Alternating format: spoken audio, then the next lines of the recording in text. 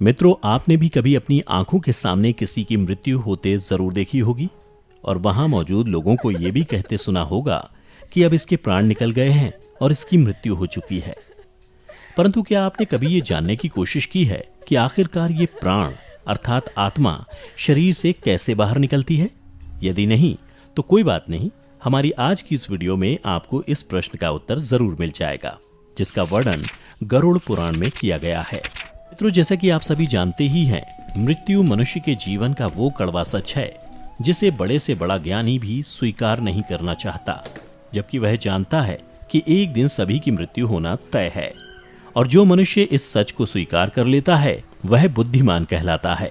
तो चलिए अब जानते हैं कि आत्मा शरीर से कैसे बाहर निकलती है और इसके पीछे की प्रक्रिया क्या है।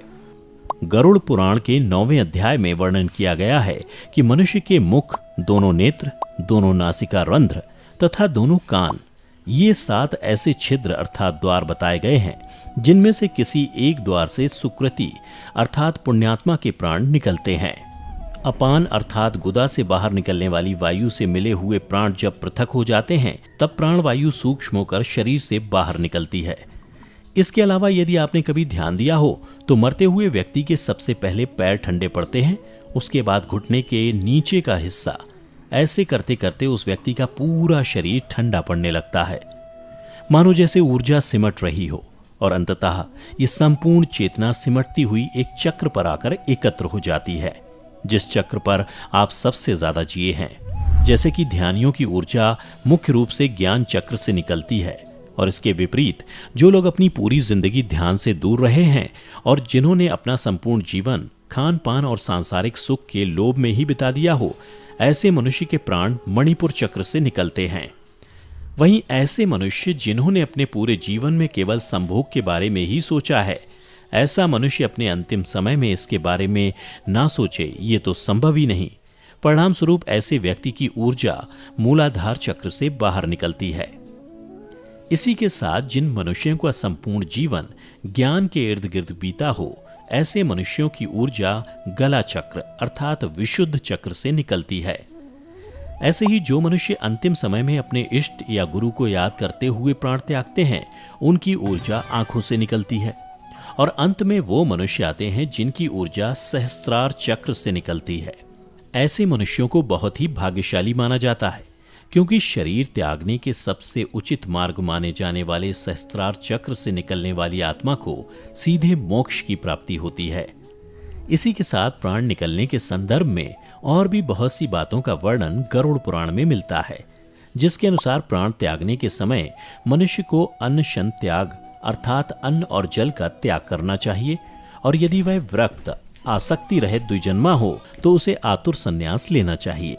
आतुर संन्यास से अभिप्राय है एक ऐसा संन्यास जो सांसारिक जीवन से दुखी होने पर जल्दी से ग्रहण किया जाता है। प्राण के गले तक आने पर जो मनुष्य मैंने संन्यास ले लिया है ऐसा बोलता है, वह मृत्यु के बाद विष्णु लोक को प्राप्त होता है, और ऐसे मनुष्य का जन्म अब दोबारा इस धरती पर नहीं होता। जो व्यक्ति मृत्यु से पूर्व कथित सभी कार्य कर लेता है, मृत्यु के समय ऐसे व्यक्ति के प्राण ऊपर के छिद्रों से सुखपूर्वक निकलते हैं। साथ ही योगियों के संदर्भ में गरुड़ पुराण में बतलाया गया है कि योगियों के प्राण तालु रंध्र से निकलते हैं।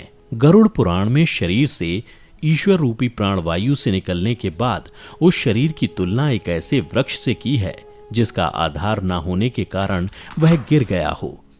क्या आप जानते हैं, प्राण से मुक्त होने के बाद शरीर तुरंत ही चेष्टा शून्य, घृणित, दुर्गंध युक्त, अस्पर्श्य और सभी के लिए निंदित हो जाता है। मृत शरीर की 3 अवस्थाएं होती हैं, कीड़ा, विष्ठा और भस्म रूप। इसे आप ऐसे समझ सकते हैं, मृत शरीर में कीड़े पड़ते हैं, वो मल के समान दुर्गंध युक्त हो जाता है और अंततः चिता में जलकर भस्म हो जाता है। इसलिए क्षण भर में नष्ट होने वाले इस शरीर पर गर्व करना अनुचित है। मृत्यु के पश्चात पंचभूतों से निर्मित इस शरीर का पृथ्वी तत्व पृथ्वी, जल तत्व जल, तेजस तत्व तेज और वायु तत्व वायु में लीन हो जाता है। परंतु सभी प्राणियों के शरीर में स्थित सर्वव्यापी शिव स्वरूप और जगत साक्षी आत्मा ही एकमात्र ऐसी चीज है जो कि अजर अमर है, जिसका कोई अंत नहीं है, जो एक शरीर को त्याग कर दूसरे शरीर में प्रवेश कर लेती है। मृत व्यक्ति के शरीर से निकली ये आत्मा अपने पुराने शरीर से निकलकर अपने कर्म कोश में इकट्ठा हुए कर्मों द्वारा निर्मित नए शरीर में प्रवेश करती है। गरुड़ पुराण में इस तथ्य को कुछ इस प्रकार समझाया गया है, जैसे एक घर के जल जाने पर उसमें रहने वाला व्यक्ति जाकर दूसरे नए घर में रहने लगता है, उसी प्रकार आत्मा भी पुराना शरीर छोड़कर नया शरीर ग्रहण कर लेती है। तत्पश्चात उस आत्मा को लेने छोटी छोटी घंटियों की मालाओं से सुसज्जित विमान को लेकर देवदूत आकाश से उतरते हैं। धर्म को जानने वाले धार्मिक और बुद्धिमान लोगों के प्रिय ये देवदूत उनके कृत्यों के अनुसार आत्मा को स्वर्ग लेकर जाते हैं, जहां दिव्य देह धारण कर निर्मल वस्त्रों, स्वर्ण और रत्नों से सुसज्जित इस जीव का स्वागत देवताओं द्वारा किया जाता है।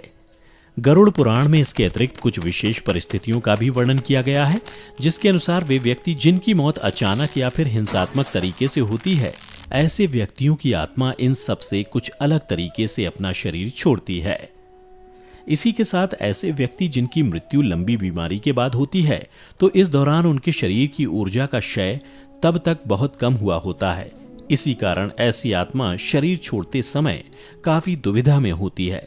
इसलिए ऐसी आत्मा का किसी भी अंग से निकलना निश्चित नहीं होता।